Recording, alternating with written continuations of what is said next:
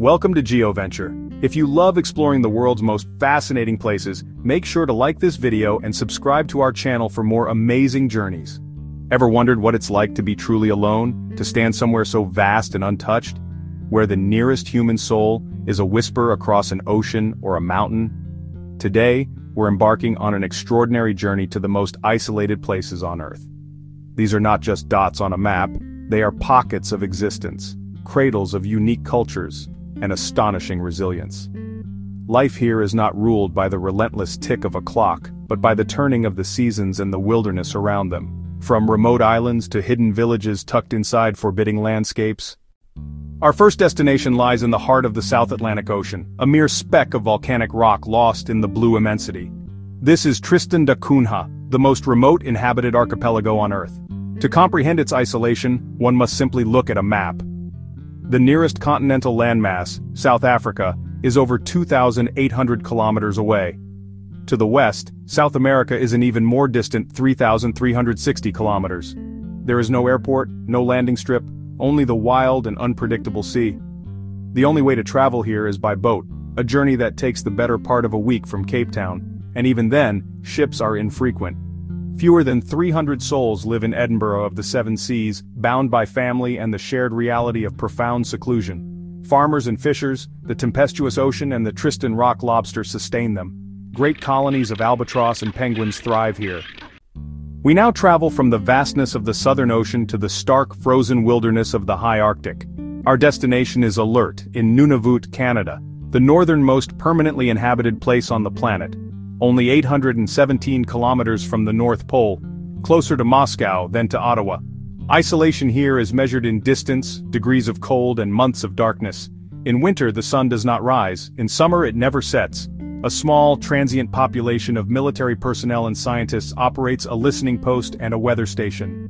There are no commercial flights, supplies arrive on RKF C-130SS. The runway battles permafrost and snow.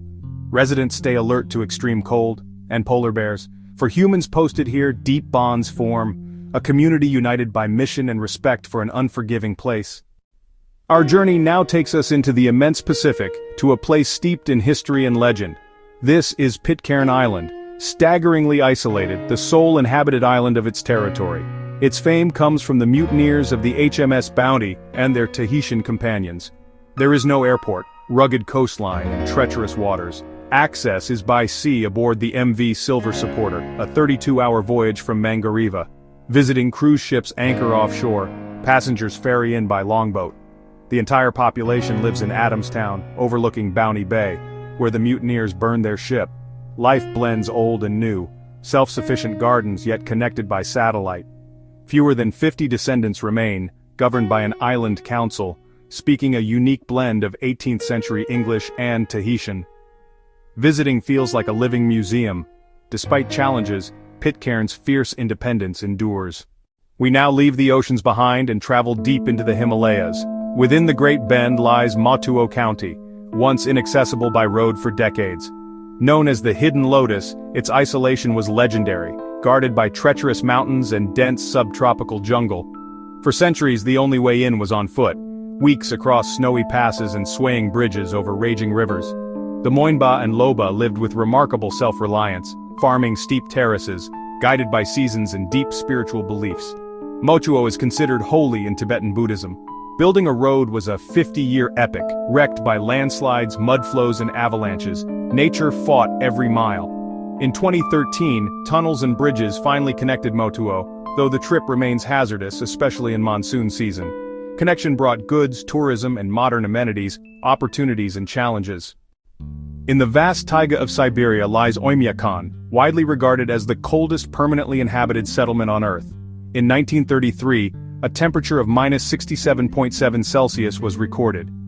A northern hemisphere record. The valley traps cold air, winter averages around -50. Batteries fail, metal snaps, breath crackles into ice, the whisper of the stars.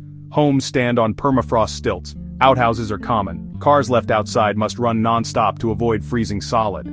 The school only closes below -55. Roughly 500 residents endure through generational knowledge. Diet leans on meat and fish, often eaten frozen in thin strips. Reindeer and horse meat are staples. Traditions like ice fishing and herding persist beneath ethereal light pillars in a monochrome, silent, frozen kingdom. High in the Peruvian Andes lies La Rinconada, widely considered the highest permanent settlement on Earth. Perched by a glacier, it is stunning yet harsh, a frontier city born of the quest for gold. Reaching it is dizzying. Hours up unpaved switchbacks, altitude sickness is a constant risk. No running water, no sanitation, limited electricity, a city grown without planning. Drawn by gold, thousands work in dangerous conditions. Mercury contamination is pervasive. Under Cachorio, miners labor 30 days unpaid. On the 31st, they may take what ore they can carry. Whether it holds gold is luck. La Rinconada is contrast incarnate. Sublime mountains and skies towering over squalid, exhausting reality. A raw, unsettling glimpse of life at the edge of human endurance. We return to the Pacific, to Easter Island, Rapa Nui, one of the most isolated inhabited islands, some 3,700 kilometers off Chile. Its isolation guarded an astonishing treasure, the giant stone moai. Carved from volcanic tuff, hundreds were made. The quarry feels like a factory frozen in time. Some weighed 80 tons, moved with stone tools and human power. Questions that fascinate scientists. A cautionary tale. Deforestation and resource depletion likely spurred conflict and decline. Today, as a Chilean territory, the Rapa Nui work to preserve culture amid tourism.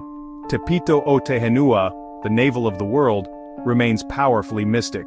To stand before them is to feel history and human spirit against an endless sea. We now reach the most remote continent, Antarctica. On Ross Island lies McMurdo Station, the largest settlement here. Operated by the United States, it is a sprawling hub of scientific research. Isolation is absolute. A frozen sea and vast ice sheets surround it. Seasons are extreme.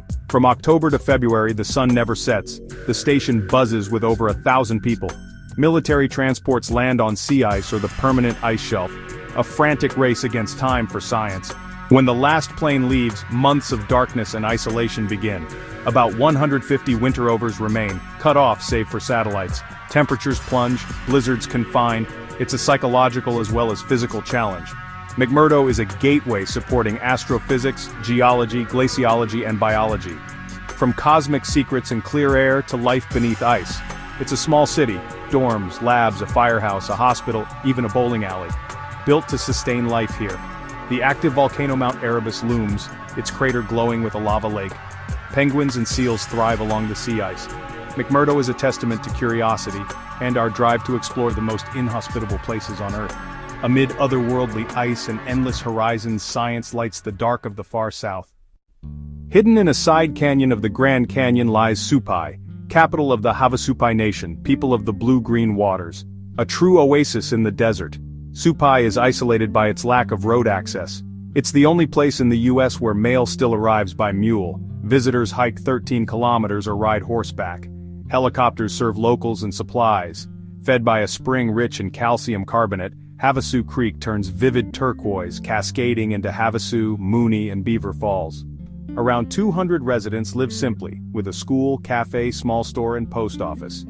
Tourism is strong, yet the Havasupai maintain traditions and reverence for their land. Descend and the world above disappears. Supai is a timeless pocket of isolation in harmony with nature. Our final destination, the undisputed champion of remoteness, feels almost mythical. This is Bouvet Island, a sub-Antarctic volcanic fortress of ice and rock. Quite simply the most remote island on Earth, nearest neighbor, Antarctica, nearly 1,700 kilometers away.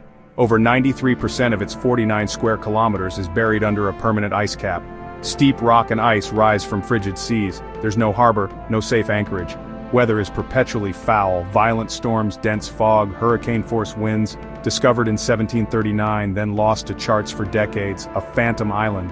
Even today, landings are rare by helicopter from expedition ships, snatching brief weather windows. For scientists, it's a pristine lab, geology, biology, and weather patterns in an untouched quadrant of the globe. A crucial breeding ground for Antarctic fur seals, southern fulmars, and macaroni penguins. An automated station transmits vital data from the edge of nowhere. Bouvet is the ultimate symbol of isolation. Point Nemo made land. No ruins, no settlements, only ice, wind, and the sea. From the icy vigil of Alert to the fiery heart of Mount Erebus, From the hidden Lotus of Motuo to the impossible shores of Bouvet Island, fast montage, we have journeyed to the very edges of our world. These places challenge our modern notion of connection. Isolation is not merely an absence of people, but a powerful presence of nature, shaping lives and cultures. A testament to resilience, adaptation, and our spirit of exploration. Which of these isolated places would you dare to visit? Let us know in the comments. Our planet is still vast, still mysterious, and still holds secrets in its quietest corners. Exploring them deepens our appreciation for human diversity and nature's beauty. If you found this journey fascinating, please support our explorations. The GeoVenture team has so much more to share. Your curiosity fuels our adventures. Don't forget to like, subscribe, and hit the bell. Until next time, keep exploring.